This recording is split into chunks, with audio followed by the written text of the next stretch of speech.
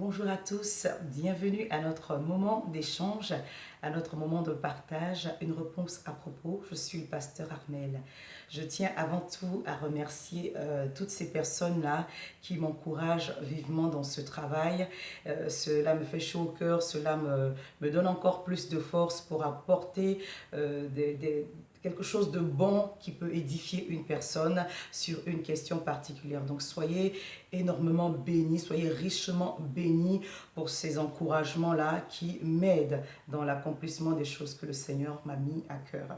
Aujourd'hui, donc, pour faire suite à notre question sur l'encouragement, comment se relever donc d'un découragement, je vais parler là de ce point-là de l'encouragement que l'Éternel nous apporte. Sachez que sur le chemin de notre destinée, Dieu nous donne de l'encouragement.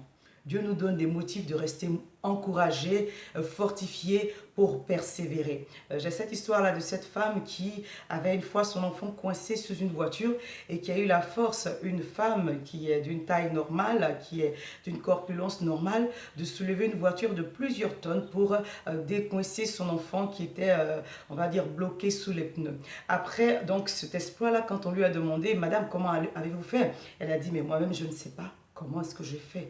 Lorsqu'on a un motif d'encouragement, nos forces sont décuplées, nos forces sont multipliées. L'encouragement produit de la force, l'encouragement multiplie nos forces, alors que le découragement même brise le reste de force qui nous aide. Donc sachez que Dieu nous envoie toujours de l'encouragement sur le chemin de notre destinée. Mais pour recevoir cet encouragement-là, il faut être en train de persévérer. Il faut être en train de continuer à marcher. C'est pourquoi le psalmiste dit dans le psaume 23, « Quand je marche dans la vallée de l'ombre de la mort, je ne crains aucun mal. Pendant les moments difficiles, je vous encourage, bien-aimés, à continuer à marcher, à continuer à persévérer.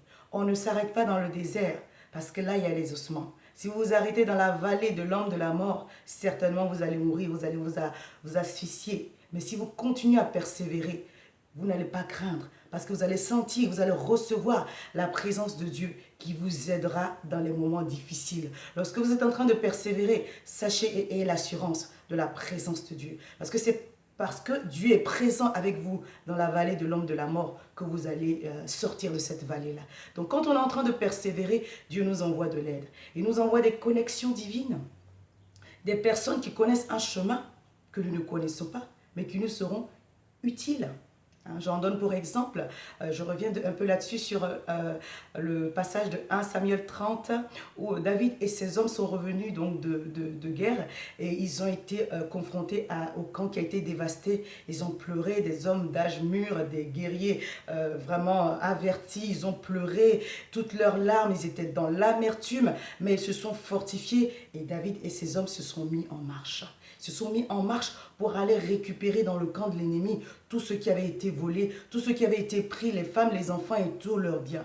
Et pendant qu'ils étaient en train d'y aller, la Bible dit qu'ils ont rencontré un jeune Égyptien qui était à la solde des Amalécites, qui leur a montré le chemin.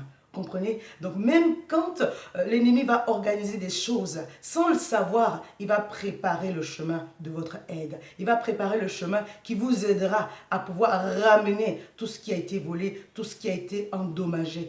Dieu restaure à partir du moment où vous êtes décidé à vraiment marcher, à persévérer pour entrer dans votre destinée. Donc à partir de cet exemple-là, j'aimerais déclarer sur la vie de quelqu'un que tu reçois la connexion divine. Tu reçois de la part de l'Éternel des personnes qui vont venir être un encouragement pour toi, une force pour toi et te montrer un chemin dont tu avais besoin, mais tu ne sais pas comment.